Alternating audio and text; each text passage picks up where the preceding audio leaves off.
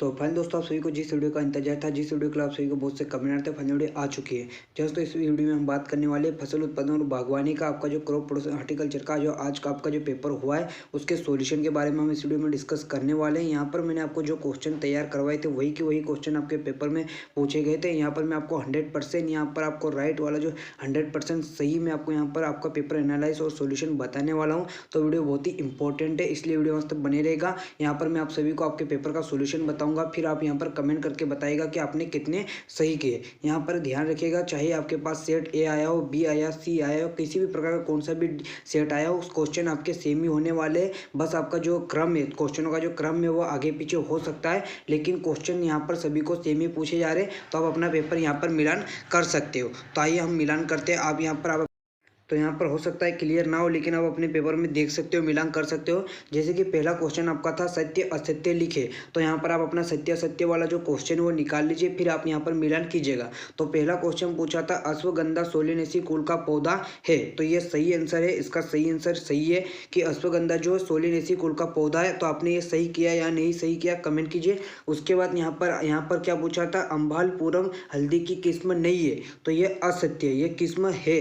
यहाँ पर अगर सही होता कि ये अम्बालपुरम हल्दी की किस्म है तो ये सत्य होता है, लेकिन इसने बोला नहीं है तो ये असत्य हो गया। ठीक है। उसके बाद यहाँ पर पूछा है गंटर चेन की जो लंबाई 66 फीट होती है, तो ये सही है। गंटर चेन की जो लंबाई होती है वो 66 फीट होती है। ठीक है। उसके बाद आपको यहाँ पर पूछा है नाबार्ड NABARD की स्थापना वर्ष 1982 में हुई है, तो ये सत्य है। 12 जुलाई 1982 में स्थापना हुई थी। ठीक है। उसके बाद जेम एक पारदर्शी पदार्थ है, तो ये असत्य है। ये है जेम एक पारदर्शी पदार्थ नहीं है, जेम एक अपारदर्शी पदार्थ है, जबकि जो जेली है वो एक पारदर्शी पदार्थ है। ये जब आपको मैंने जेम और जेली में अंतर बताया था तो ये क्वेश्चन मैंने आपको बताया था। ठीक है। उसके बाद यहाँ पर क्या पूछा है धूप घास का कुल ग्रेमनी है, तो धूप घास का कुल जो ग्रेमनी नहीं है, इसका सही आंसर हो जाएगा जो धूप घास का जो कुल है वो क्या है फेएसी है। तो ये इतना सत्य है। पहला सत्य है, दूसरा सत्य है, तीसरा सत्य है, चौथा सत्य है, पांचवा सत्य है, छठवां असत्य है। अब यहाँ पर कमेंट कीजिए कि आपने सत्य असत्य में कितने क्वेश्चन सही किए हैं। ठीक है। उसके बाद हम यहाँ पर नेक्स्ट क्वेश्चन देख लेते हैं रेगिस्तान की पूर्ति कीजिए। तो यहाँ पर यहाँ आप देख सकते हो दूसरा क्वेश्चन क्या है रेगिस्तान की पूर्ति कीजिए। तो यहाँ पर पहला पूछा है मशरूम के बीज को खालिस्तान कहते हैं, तो मशरूम के बीज को क्या कहते हैं, मशरूम के बीज को कहते हैं स्पोन। क्या कहते हैं, इसको बोलते हैं स्पोन। ठीक है, नोट करो स्पोन। ठीक।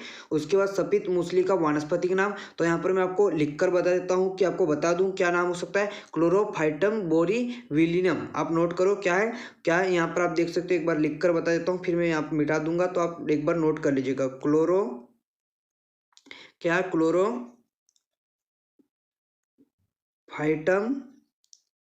बोरोविलियम।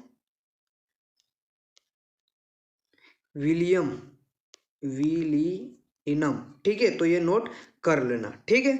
उसके बाद यहाँ पर तीसरा क्या पूछा है श्वेत बटन खालिस्तान की एक किस्म है, तो इसका सही आंसर हो जाएगा मशरूम। क्या हो जाएगा इसका आंसर, श्वेत जो बटन है वो मशरूम की एक किस्म है। उसके बाद पूछा है सिम्बोपोगान फुले ओसस का वानस्पतिक नाम, तो ये किसका वानस्पतिक नाम है, ये लेमन घास का वानस्पतिक नाम है। किसका, ये लेमन घास का वानस्पतिक नाम है। ठीक है, नोट करते जाइएगा आप। उसके बाद आप देख सकते हो रतन जोत कुल का पौधा है, तो रतन जोत जो है यूफोबियर्सी,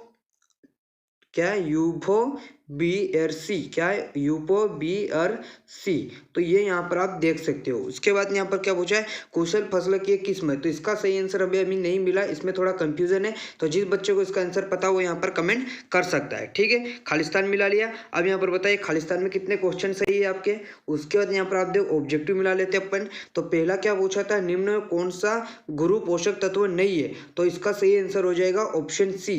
इसका जो है वो गुरु पोषक तत्व नहीं है, जबकि नाइट्रोजन, फास्फोरस और पोटेशियम है। ठीक है। उसके बाद दूसरा क्वेश्चन क्या पूछा था निम्न में कौन सा पदार्थ खाद्य है, तो इसका सही आंसर हो जाएगा ऑप्शन बी।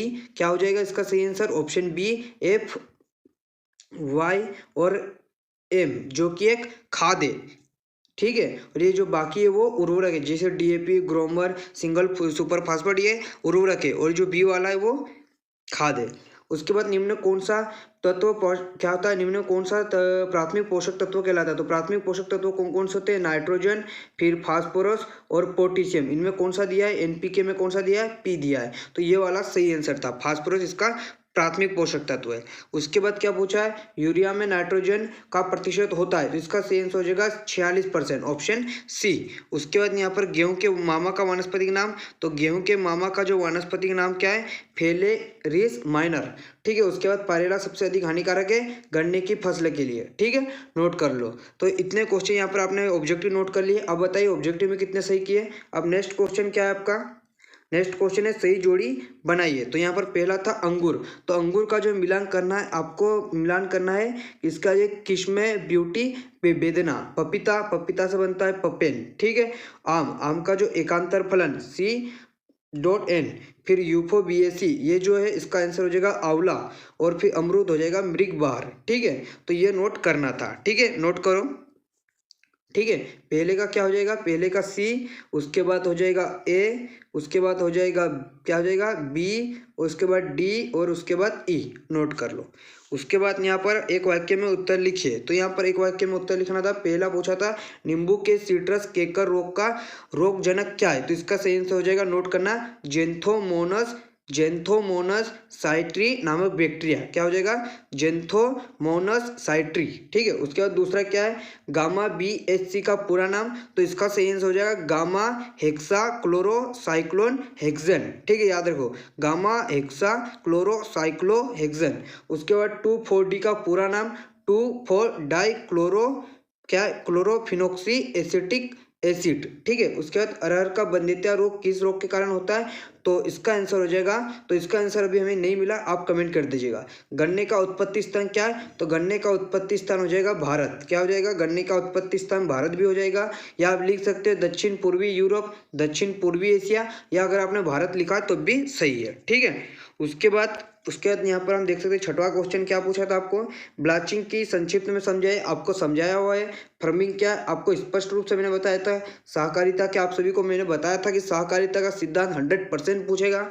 और फिर यहाँ पर क्या है, भू सर्वेक्षण के 2 उद्देश्य लिखे, 20वां आपका जो चैप्टर है समझाया हुआ है। खरपतवार की 2 विधियां मैंने आपको बताया था, खरपतवार नियंत्रण के लाभ भी बताए थे, और खरपतवार नियंत्रण क्या है ये सब आपको बताया गया है। उत्तम हरियाली की 2 विशेषता, पहला ही क्वेश्चन आपका जब 11वां चैप्टर मैंने हरियाली पढ़ाया था पार्ट 2 में, तो पहला ही चैप्टर आपको पहला ही क्वेश्चन ये बताया था, और हरियाली घास के लगाने के उद्देश्य भी या 2 विधि भी बताई थी। ठीक है, उसके बाद यहाँ पर आम में एकांतर फलन के 2 कारण, और आम के जो मैंने आपको कहा था कि आम का एकांतर फलन की परिभाषा और एकांतर कारण भी बताए थे।